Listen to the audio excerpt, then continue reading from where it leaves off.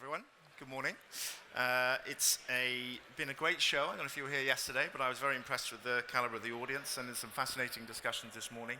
And I hope to give you a little bit around what we're doing at the Major Ports Group, and I'll tell you a little bit about, for those that don't know us, and I always start the conversation with assumed knowledge of zero around some of our ports, because it is never ceased to amaze me that the lack of knowledge that exists in the UK economy about the role of ports, but perhaps I'll give a little bit on that. But as you can see, I'm the Chief Executive of the Major Ports Group. I've been in this post for 2 or 3 years now, and before that I worked in government in various different roles, but not least as a special advisor focused on regional economic development and what we then call levelling up and all the rest of it. So I come at the ports, having got to know them through various bits of activity through my government work, and also knowing what they are as a key economic indicator and a key economic actor in what comes next, not just for what we're doing today, but in terms of what comes next. So if I press this correctly, and it's a topical time as well. You may have seen in the news last night that Hutchison Ports are selling the two ports either side of the Panama Canal, which is obviously topical with the new Trump administration, but it does indicate how fundamental, how integrated ports are, not just in the UK economy, but the global economy. But you'll see there, and also, and I'll come on to this later, and I always carry this book around as not least as a prop, but this is the latest edition of the Rail Atlas of Great Britain, and I'll talk a little bit about that later, because I think it's very highly instructive about where we are getting in terms of modal shifts, the integrated national transport strategy, and all the rest of it. But you'll see on here, we are effectively a representative body made up of the major ports that were privatised in the early 90s, but depending on which day of the week it is, 45 ports that exist across the UK, represented in almost every type of mode, represented across the whole of the UK, all 4 nations of the UK. And my board is made up of the 9 chief executives of the major ports, and the current chairman is Henrik Peterson, who is the chief exec of Associated British Ports, and that's who we are.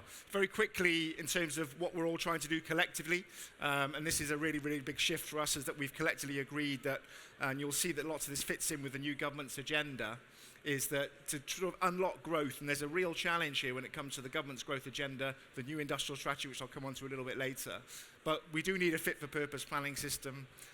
The regulatory drag that the major ports come up against, whether that's in licensing, whether that's in approvals, whether that's in everything else, is a real challenge. But we think that we could double the amount of private investment. And if you think about what we're trying to do in the ports, it's not necessarily public investment inside the port fence. Public investment can be used to support our port customers and future users. But we are very keen that we can unlock the wall of private money that exists amongst our group and amongst our ownership.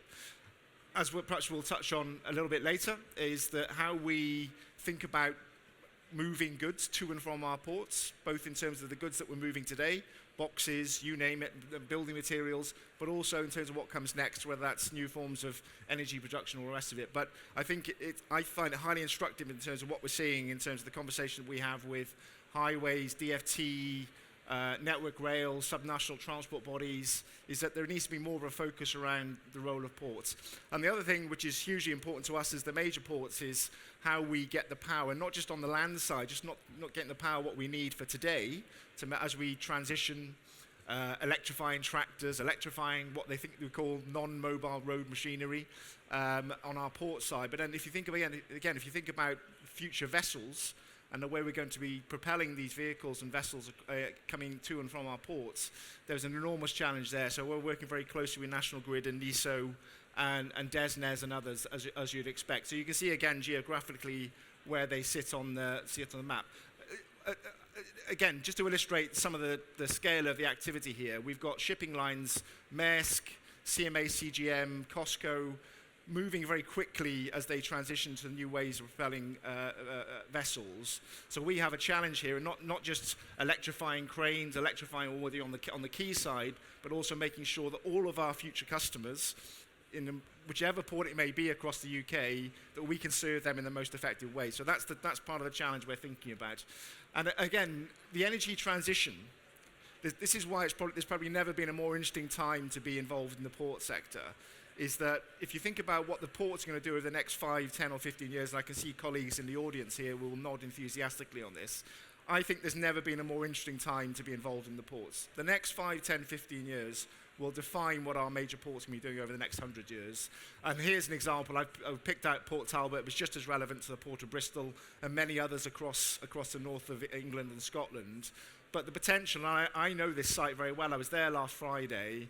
The potential in the Celtic Sea for floating offshore wind is absolutely transformational for the port, but more crucially, and I think this is the real nub of things here, for the communities that surround these ports. And that's why I talk about no port being an island. Historically, this is my view, people may disagree, but in government and different parts of government, ports are treated very much in isolation, and we're trying to change that, because if you support the port, if the port gets things going, and often as the largest private sector employer in these communities, we will deliver these major projects, and not only does it transform the port, but the communities that surround them, the supply chain that comes with that is going to be hugely important. And the most important phrase here is mutually defined certainty. And what I mean by that is government, stakeholders, developers, scheme promoters, ports, we're all using the same words, but what we don't quite have is enough certainty to allow it to be de-risked so we can go back to our investors with enough certainty and enough confidence that these projects can happen over the longer term. And again, this is for just people to think about. When we talk about long term, often, and I say this having been in government for many, many years, when government talks about long term, can talk about 2 or 3 years, that's okay. In port terms, that's a day. It's a day and a half. So we're talking about 10, 15, 20, 25 years of certainty to justify future investments.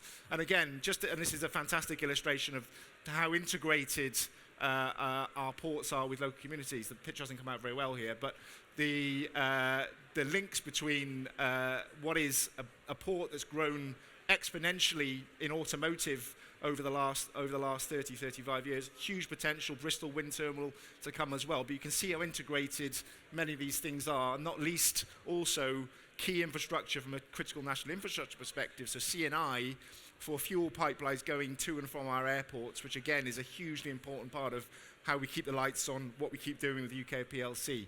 So there's a really important point there. I'll come back. The reason I wanted to just talk briefly about London Gateway, this site, effectively, I think 12 or 13 years ago, maybe 14 years ago, was effectively an old shell facility doing nothing. Now this port has gone from zero like a hockey stick. Absolutely transformed the amount of business it does through that port, very close to Stanford-le-Hope, very close to that part of the world in terms of that community. Yet, I'm challenging those in the audience here, has the public infrastructure really supported that growth? 12 or 13 years ago, we had effectively the same rail network. We've made some investment into the A13 there, which you can see there, but it's the public investment, and this is something to think about through the new industrial strategy, but the public investment around the billions of pounds of private investment that's gone into these ports is the bit that we need to do, I think, a little bit better. And I think that if you think about where that port has come from, only 12 years ago, it's quite incredible. And I'll give you an example of around the world where there's a good example of that.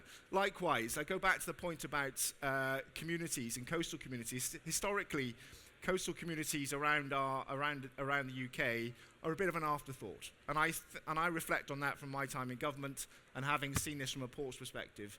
We need to move past this and think about, you're not supporting ports, we're supporting the communities. And if you pick on Southampton, which does an amazing amount of different types of activity, sat right in the middle of the city, yet we have some quite Victorian and archaic road infrastructure and physical infrastructure.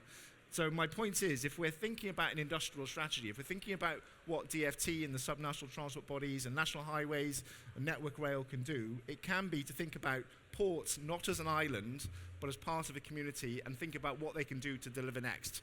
So I think there's some very good practical examples there.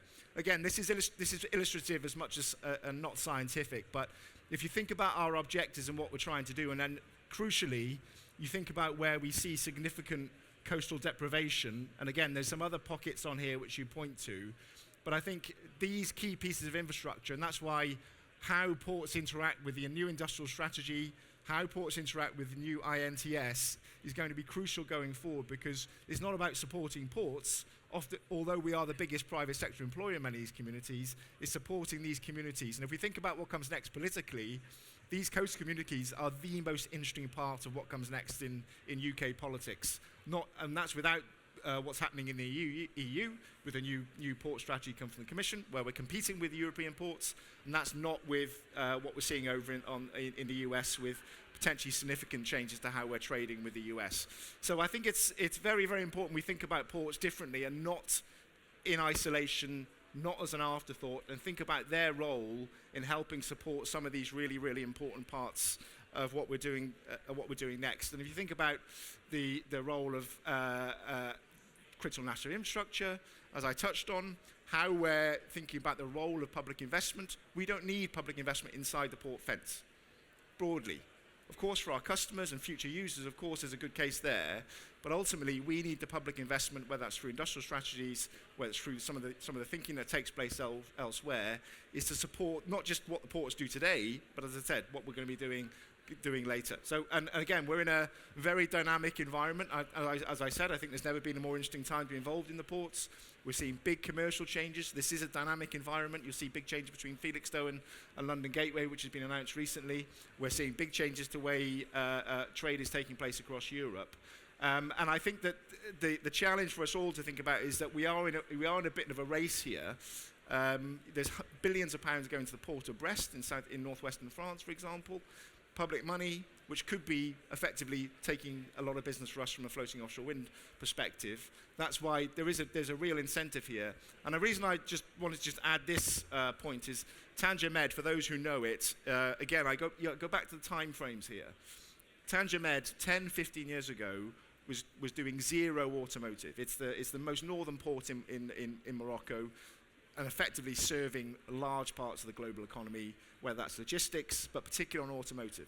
15 years ago, Tanger Med was doing zero amount of automotive. It's now doing $14 billion a year of automotive. 500,000 cars come from Stellantis and Nissan, an hour and a half away from the port, and not a single car moves by road. It's all on rail, integrated structures, new highways built, new rail paths built. They've got all the power they need. They've got 2 terminals there. This is a great example. Of course, we're in a different structure here in the UK. We're compared to what we are in Morocco and elsewhere. But this is happening around the world. And when I take people who've been in the port sector for 30 years to see these things, we feel like in the UK we've got a lot more to do, and we've got a lot of activity we can get on with. So I do think it's worth us thinking about the fact that we're not an island. And even if you go further back, without the history lesson, if you go further back, the port of Rostock in the old GDR in 1960, rail, road, power, integrated, absolutely integrated, and it became the biggest port in Europe at one stage. So I think it's worth us thinking about. I'm getting sort of waved away here to make the point. But I think that the points I'd leave you with is that for the growth ambition for the new government, for what comes next in terms of the technological changes, what we're seeing, the big commercial benefits we're going to see, and the need for the government and all of us to support the communities around our coastline, ports are how we're going to deliver this, and ports are how we're going to take this stuff forward. So I'm going to wrap up there. Thank you so much. That's my email. There's my email. There's our website. Thank you for listening, and I'm going to take it for you. Thank you very much. Thank you, Geraint. Thank you. Have a seat. Thank you very much. Thank you, Geraint. Now, I want to go straight to questions from the audience, because I'm sure there are questions that you would like to put to Geraint. The mic is available. Does anybody have a question? Sir, yes. Hi, my name is Hadley Christoffels. Question is twofold, really. So, thinking of ports not as an island and kind of having that integrated networks of transport that supports it and supports the community around it obviously isn't something that is in the control of the ports to implement. And I guess the first question is, as an organization or as an entity, do you have the ability to influence policy and government to spend the money they need to in order for ports in general to kind of come up to that level? The short answer is yes, and the slightly longer answer is what some of our ports, not all of our ports, we're potentially up for co-investment, potentially using some private investment to support some of these activities, and we've done that around London Gateway actually historically in small amounts in terms of road projects. But I think the point is, I think that there's a knowledge gap there in terms of understanding the key role that ports play in terms of what comes next, which public bodies can better get behind. And I think that if we're all serious about delivering growth, as I said, ports are how you're going to deliver that. So what we can't do is have a sort of piecemeal. And I think the INTS is a 10-year strategy. Interestingly, freight wasn't used at the time, and that's not a criticism, but freight was very much came afterwards. And I think what we need to be doing is, in terms of influencing policymakers, freight needs to be done first, and perhaps we need to work from the outside in, if you think about the context here. Of course, big infrastructure and logistics in the middle of the country, but we need to be supporting our ports in a way that we haven't done before. Otherwise, the private investment doesn't come because we don't have enough certainty to invest ourselves, because we need all the other infrastructure that comes with it. But it's a good point. Very good point. Thank you, Geraint. Any other questions? Sorry, sir, I'm sorry, we're so limited with time. I do apologise. Are there any more questions? Yes. Right here in the middle. Hello, Darren Kaplan, Rail Industry Association. You make the point, Geraint, about ports aren't an island, that they're integrated as part of a wider growth and economic argument. But actually, I think it's part of a wider transport argument. And as part of team transport, what can ports do more to integrate with other transport modes, whether it's rail, whether it's road, so that you have an integrated system and ports become more of that argument? Because at the moment, ports are seen as its own separate argument. How do you integrate it into the wider discussion? Interesting point. It's a really good point, Darren, and I think we can be better, and I think we'd all acknowledge that, as certainly as our board. I think we can do more to make sure that we're communicating our hopes and dreams, we're communicating our plans, we're communicating. There's a good example down in Southampton, actually, with DP World, where they've put it effectively an incentive scheme to encourage people to move their goods by rail, but effectively at the cost of DP World. But again, I've made this point to others, that should not be seen as special. I think we need to do more collectively across the group to making sure we're talking to the Fox, making sure that NR are clear what we're doing, making sure that local authorities are thinking about ports within our LDPs. And I think I think there's a dynamism which I think is starting to appear now, recognising some quite significant commercial change in the market and the need for rail to change. And I think for rail, for some of the great work that you do, I think from a rail perspective, I think GBR, and yet having a privatised freight system, I think, is potentially an opportunity, not without risk, of course. Okay. We have time for one very brief question, if there is anybody else. If not, we will wrap it up. Do we have any questions? No, we don't. Okay, all right, Geraint Evans, thank you so much for joining us this morning. I appreciate you not storming the stage, as you said you were going to. You didn't really. But thank you very much for joining us. It's been a pleasure. Thank you. Thank you very much. Much.